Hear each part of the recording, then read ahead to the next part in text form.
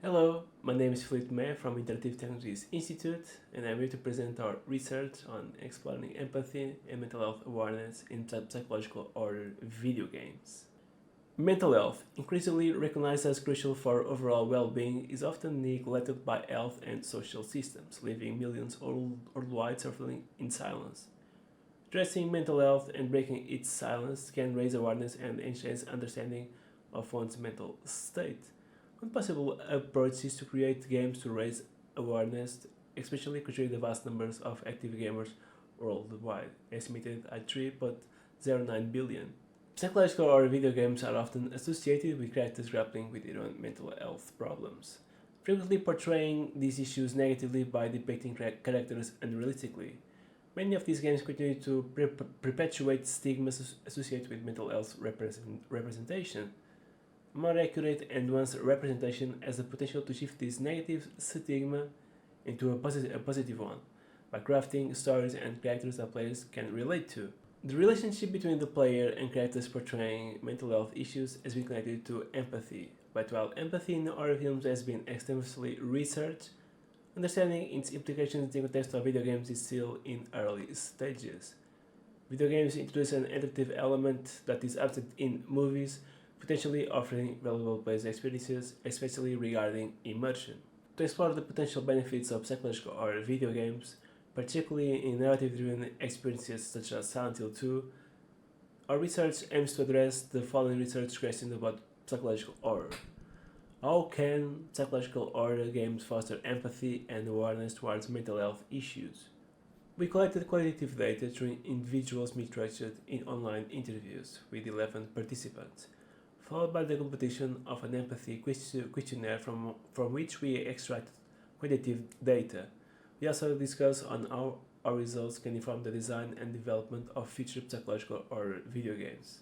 Upon participants' consent, we began with general questions about their experiences with Silent Hill 2 and its characters, aiming to prompt their memories about the game's storyline and narrative elements.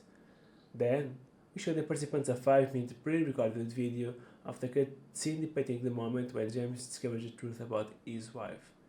Our subsequent questions were more detailed and focused on the player's perception of the storyline and characters. At the end of each interview, participants were asked to complete the Toronto Empathy Questionnaire to assess participants' empathy levels. Once the interviews were fully transcribed, we followed 6 phases of reflexive thematic analysis described by Brown and Clark: data familiarization, initial code generation, theme search, themes review, defining and naming themes, and lastly, report.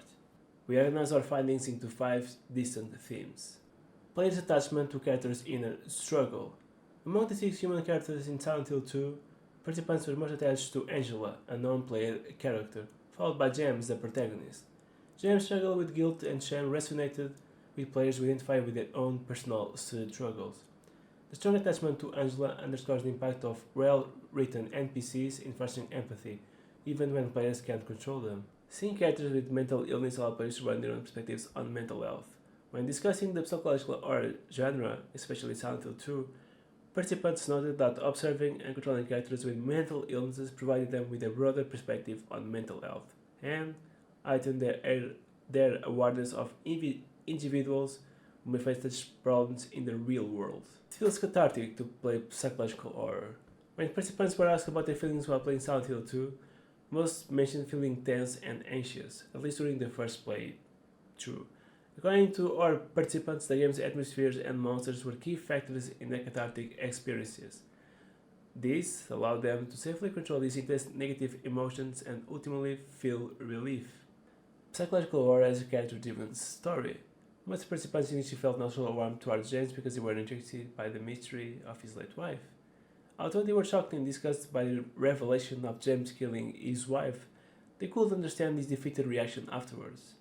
Controlling James made them feel less judgmental, and they recognized his journey through Silent Hill as one of guilt and repression.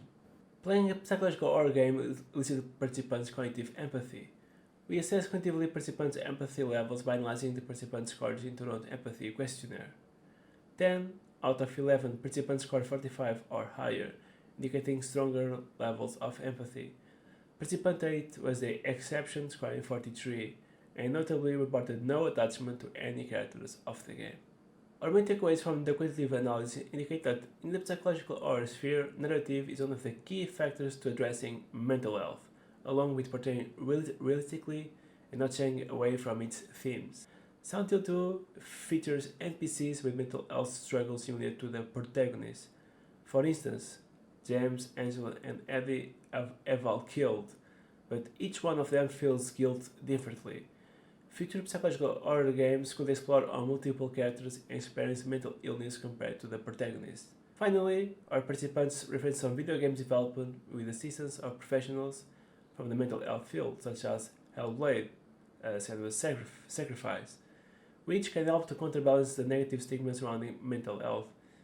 Video game narratives that depict mental health issues should include contributions from mental health professionals or from individuals with mental illnesses create the narratives involving such delicate issues. Thank you for your time and attention.